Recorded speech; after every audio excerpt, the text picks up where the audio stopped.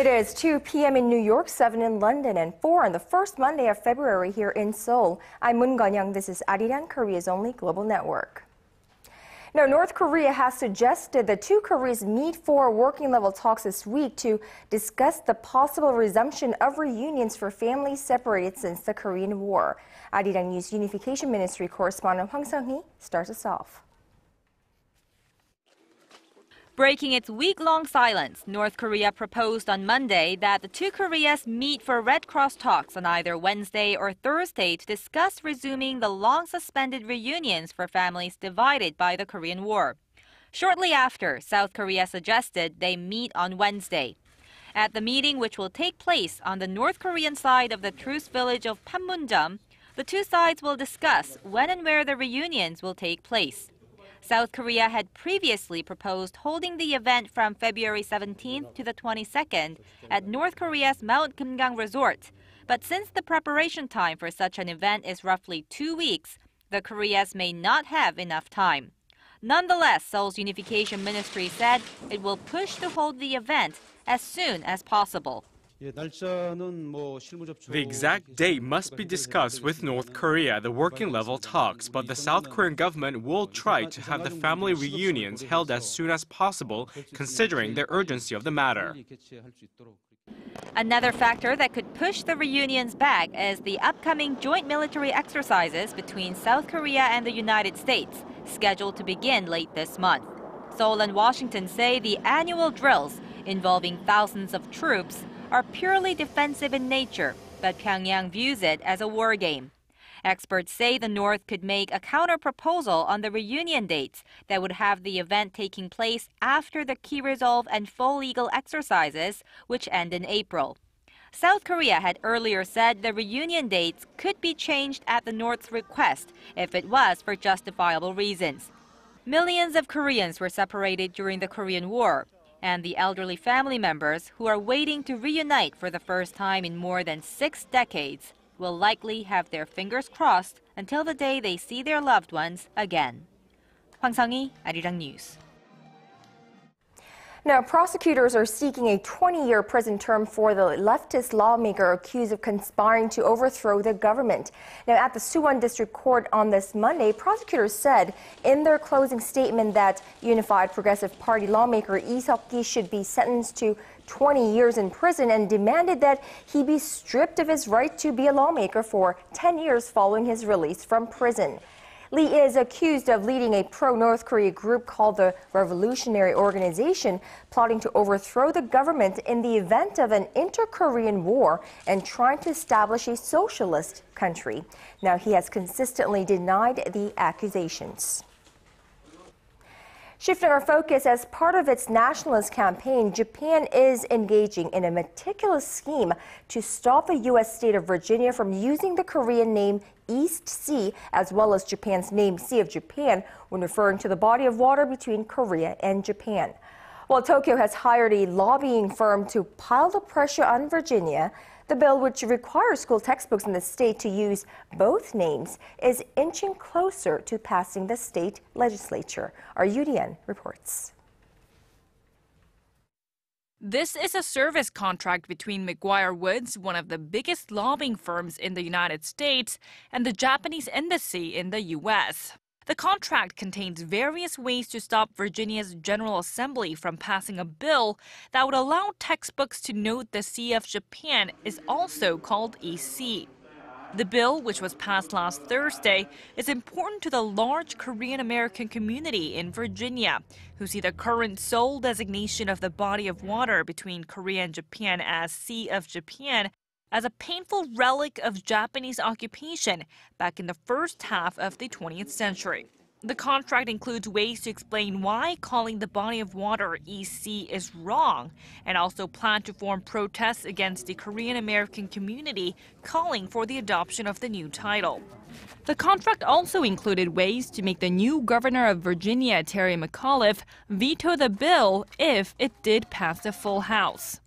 The documents actually revealed that Japan's ambassador Kenichiro Sasae had already sent a letter to McAuliffe in December, threatening that economic ties between Japan and Virginia will be damaged if the bill was enacted. It's highly unusual for a foreign embassy to be actively involved in a local state's legislation, so the findings are expected to cause quite a stir. Despite the Japanese embassy's efforts that cost them $75,000 over the span of 3 months, the bill was passed last week by a House Education Subcommittee, and it now heads to the full House Education Committee. Chairman of the Republican Party of Virginia, Pat Mullen, says his party supports the bill, adding that all students in Virginia should have a thorough understanding of problems in the world. Yurian, ARIRANG News. The Korean government has unveiled its second batch of tourism promotion measures, and it focuses mainly on enhancing domestic tourism. This includes plans to broaden tourism demand from the summer to spring and fall and provide greater financial support to tourist cities. Our presidential office correspondent Oh Jin-ju has this report. If the government's first set of tourism promotion measures in July was focused on bringing foreign tourists to Korea, its second batch of measures unveiled Monday is aimed at enhancing domestic tourism. The government laid out its plans in a meeting presided over by President Park Geun-hye on Monday. One part of the plan involves the establishment of so-called tourism weeks in spring and fall to more evenly distribute the nation's tourism demand, which currently peaks in the summer.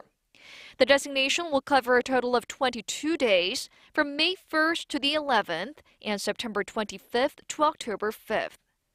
The Tourism Ministry and the Education Ministry are considering whether to close elementary, middle, and high schools for short vacations during these periods.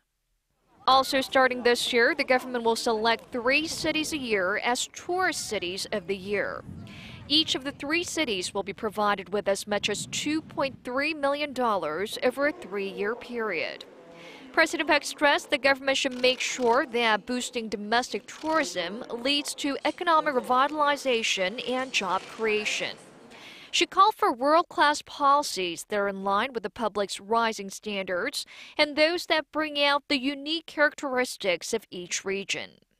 Koreans spend around $23 billion a year on domestic tourism, triggering more than $36 billion in production and creating some 5 million jobs. The president emphasized that should domestic tourism increase by 10% above that, the effect would be enormous. The president was joined at today's meeting by UN World Tourism Organization Secretary General Taleb Rifai, who emphasized Korea's role in creating new opportunities for developing nations through tourism. Oh Jin-ju, ARIRANG News.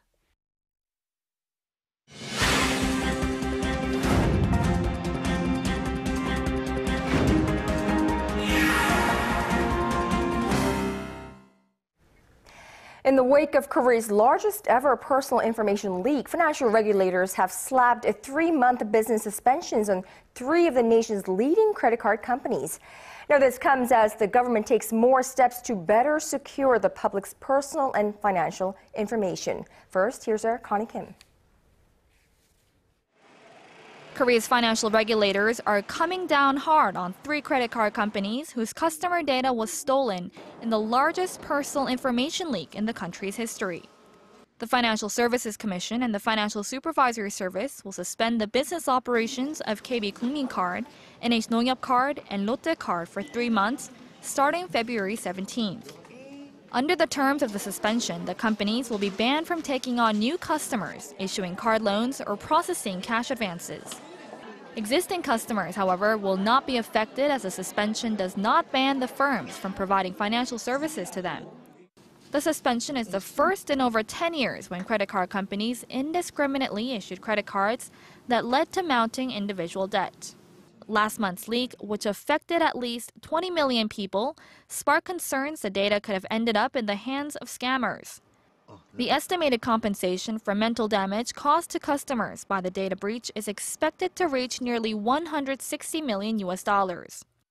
As another part of the punishment, the CEOs of the 3 firms are to face punishment depending on their accountability. With the public still up in arms over the leak, Prime Minister Chung Eun-won said Sunday that law enforcement authorities will begin an indefinite crackdown on those who illegally circulate or use leaked personal data. However, concern continues to rise as it turns out not only credit card holders' information could be at risk. Following an external audit, the Financial Supervisory Service confirmed Monday that the data of 51 customers of the Prudential Life Insurance Company of Korea has also been leaked. Connie Kim, ARIRANG News. Now, Korea's financial regulators have also suspended telemarketing activities by all financial institutions, including insurers, in the wake of that massive leak of the personal data of at least 20 million credit card holders from 3 credit card companies. But this is also stirring controversy in the nation. Let's discuss this issue in depth on today's edition of Business Today with Dr. Kim Byung-ju, the head of KLMP Consulting, and our regular commentator on this program. Good afternoon to you, Dr. Kim. Good afternoon. Now, telemarketing by the financial sector is a very big issue here in Korea. Now, first of all, let's start with the government actions that started this latest controversy. Right. Actually, this action itself, banning telemarketing for the financial sector for about 3 months itself, came before what was just reported about those 3 credit card companies that actually allowed the personal information to be leaked, and they were now facing this pressure from the government to stop all kinds of marketing altogether. But telemarketing for all financial companies, that had been stopped back January 26. And that has been in place, and that will be in place until March. And now that raises a lot of concerns and questions here, because when the telemarketing itself is banned, not only the financial companies what we call call centers in Korea will not be able to call the customers to promote their financial packages and services and so on, but also other kinds of telemarketing methods such as the text messaging to our phones and also emails. Those will be all stopped. Interesting thing is this policy action itself does not seem to be a perfect one. It has a lot of loopholes here. One of the things that people complain about is some of the life insurance companies where they have over 70% of their revenues being relied upon the telemarketing itself, they have been exempt. These are 7 life insurance companies that have been exempt from this action. So others are all complaining why there's an exemption. And also there are a lot of concerns about the workers who are working in these call centers itself, because there are a lot of issues about their employment and so on. So this, they say, is a very rough policy measure. But today, for instance, we were hearing reports saying actually government is getting tougher on this, saying that some of these financial companies that have been banned from this conducting their telemarketing until March have been doing some funny things going around these restrictions, actually asking their call center employees to stay at home and use internet phones, or to use the mobile phones that has not been registered legally, meaning that they cannot track down the sources. So there have been all these kind of interesting practices, and government is saying that they're going to actually step up their policy measure, while all these critics are complaining big time about all this big side effects. Right, so there's a fairness issue and it causing more illegal activities because of this ban. And this, of course, like you said, translates to job issues of those telemarketers, I suppose. Right, it is the biggest concern as a result of this policy action here, because different estimates vary here. According to different estimates in Korea, right, at this point, we have somewhere between 40 to 100,000 people who are actually working in this place we call call centers for financial institutions, and their livelihood is at stake as a result of this action that freezes telemarketing until March. And because their pay structure and the way they get paid is a big concern, and they're saying this is a real big problem, especially for those people that have kind of like in a vulnerable position, indeed, in terms of their income earning and so on, are working in these centers. They're saying this is a big problem. And also, one of the reasons why we cannot actually come up with a reliable number of how many people actually are working in these call centers is because many of these people are not even permanent or regular employees of these financial companies, whether they have been outsourced big time. So there's a big concern about their job security, and government is now saying, it's interesting, government is now telling these financial companies not to fire them. You have to keep these people in place until March. And they're saying, can government do all this, like freeze the telemarketing altogether? And all of a sudden they're asking these companies to hold on to these people, and this raises a big questions. Right. So I suppose a lot of intervention there, if you will. Now, how severe will the impact of this government measure be on an individual level, like you said, as well as industry-wide? This is a big concern because many of these people who are working in these financial companies' call centers are often women. Estimates vary, but somewhere between 80 to 90%, they say, are women. And also, in Korea, we have this big concern about female, professionals whose professional life have been interrupted by childbirth, and they cannot come back to regular professional positions they used to hold. And those people are often employed here. And let's bring up a graph here. And because these people are working in these places under the temporary contract and even outsourcing arrangement, this seems to be the overall income structure of these people who are working there. And they're saying, in Korea, somehow, if you happen to be the head of household, if you're making less than 2 million won per month, that's low income indeed.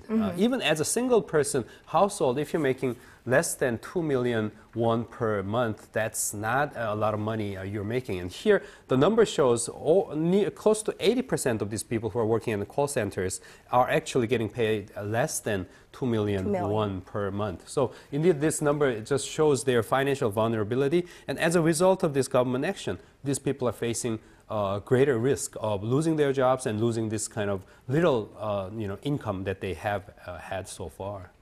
Well, so that is the story on the other side of the phone line. Right. Let me talk about the other side of the phone line. Now, as consumers, myself included, these constant calls from telemarketers of different sorts, various financial sectors, and text messages and whatnot, they can get quite annoying. And we are, anticipating maybe to get a little bit fewer calls from financial telemarketers with this latest controversy over the information leak. Right, indeed. That's why we have considerable support from the consumer side about this government action, regardless of how it actually affects those people who are on the side of call centers here. Consumers, I've spoken to my colleagues in my office today, and some of them, they were getting like 10 phone calls a day, and 5, 6, and close to 10 text messages sometimes on a day for promoting this kind of financial services. Yeah, I can tell you that too. Right, exactly. So it's so prevalent here in Korea. So it has become a problem. So consumers are strongly welcoming this action. However, though, on the other side, they're saying these practices have been sanctioned by the law itself. This is a legal practice. So there's a great tension between consumers on one hand and the suppliers of this service on the other. So what then would you say for now and in the long run be the proper policy response? The thing is, really here the principle of where you stand depends on where your seat applies here. Because from the business perspective, you can strongly argue this is the freedom of business question or freedom of business issue here. And government should not just come and say, well, freeze the telemarketing and tell them to retain their employees and so on. This is a serious intrusion into the market itself. The thing is, however, as I mentioned, as a consumer, perhaps we want to see fewer phone calls and we want to receive fewer of these kind of text messages for sure. So in the end, I don't know, from the consumer perspective, which is the majority of the society here, perhaps we want to see some phase out of this kind of prevalence of the service itself. It has this practice. The practice has become so widespread for the past about 5, 6 years. And actually last year was the first year when actually this telemarketing revenue has marked the decline for the first time in about 6 years.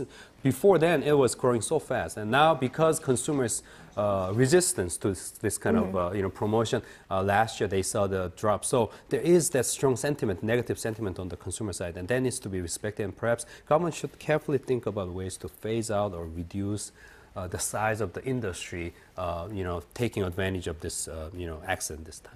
Perhaps more carefully thought out plan would do better than this rough draft that they have. This action was too blunt. All right, Dr. Kim Byung-ji, thank you so much for today, and we'll speak to you tomorrow. Okay.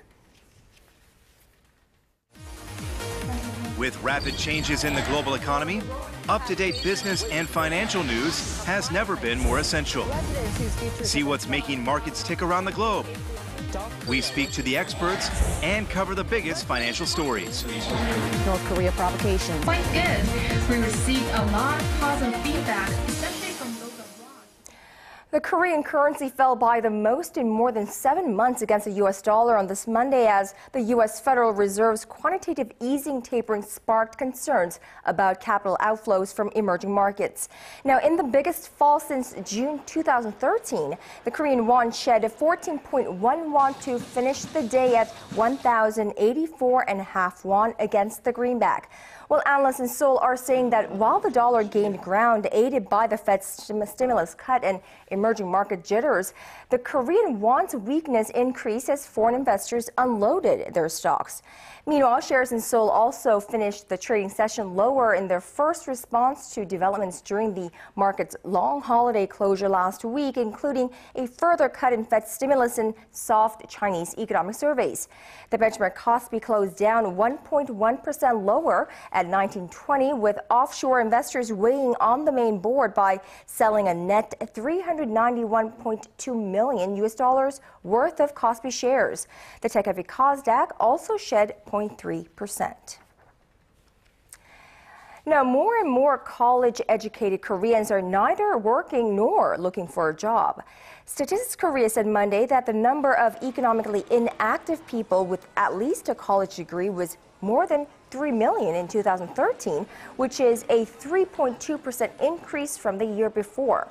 While just 10% of college-educated people were part of the economically inactive population 15 years ago, the percentage rose to 15 in 2005 and then to nearly 19% last year, meaning 2 out of every 10 college graduates fit into this category. Meanwhile, the number of college-educated employees is also on the rise, a result of academic inflation in this country. The college entrance rate in Korea stands at over 70%. Now, on to the oil spill that occurred on Friday. The scale of that on the southern port city of Yeosu is much larger than previously reported. The head of the Yeosu Maritime Police Department, Kim Sang-bae, said at a press conference earlier this morning that the amount of oil spilled was 164 tons, which is over 200 times greater than previous estimates. The spill occurred after a Singapore-registered tanker hit a landing bridge last Friday as it tried to dock at Nakpohang Harbor, causing 3 oil pipelines to rupture. The pipelines are operated by GS Caltex, which provided the original spill estimates. Now, Kim added that the tanker was going at about 13 kilometers an hour when it was approaching the dock or the port, more than 3 times faster than the 4 kilometers an hour recommended as safe. Now, over in Thailand, voting has ended in that country's general elections, but it seems the bitter political conflict and violent clashes on the streets will rumble on. Thailand's election watchdog says it's unable to announce the results after anti-government protesters forced the closure of hundreds of polling stations. Kim Min-ji reports.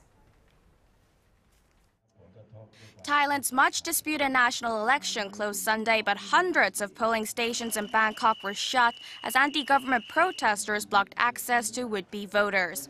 Local residents lodged complaints at police stations saying they were unable to cast their ballots. I came to vote because I want to keep the right, and it all depends on me even I want to cast an abstention vote. Voting was prevented in more than 430 of the capital's 6,600 polling stations, and there was no voting at all in at least 5 southern provinces. Voting elsewhere went smoothly. An anti-government protest leader said the government would not be able to declare a result due to the closures. The elections could not be held nationwide. Therefore, the government will be unable to declare a result. The election is a waste of time and money. After the polls closed, Thailand's election commission said nearly 90% of the country's 93,000 polling stations were able to open. Further voting has been set for February 23rd for those who were unable to cast their ballot during the advanced voting last week due to disruptions caused by anti-government protests. The protests flared up in November last year, with protesters demanding Prime Minister Yingluck Shinawatra resign, accusing her of being a puppet for her brother and exiled former leader Thaksin Shinawatra. They want an unelected People's Council that would oversee political reform. However, with the opposition boycotting the elections, Yingluck is expected to win comfortably. A mass protest is being called for Monday in Bangkok, further escalating tensions in the nation. At least 6 people were injured Saturday in gun battles between protesters and government supporters. Kim Min-ji, ARIRANG News. Well, we're seeing the mercury dropping substantially from the weekend on this Monday here in Seoul, but here now is a look at the weather conditions in your neck of the woods.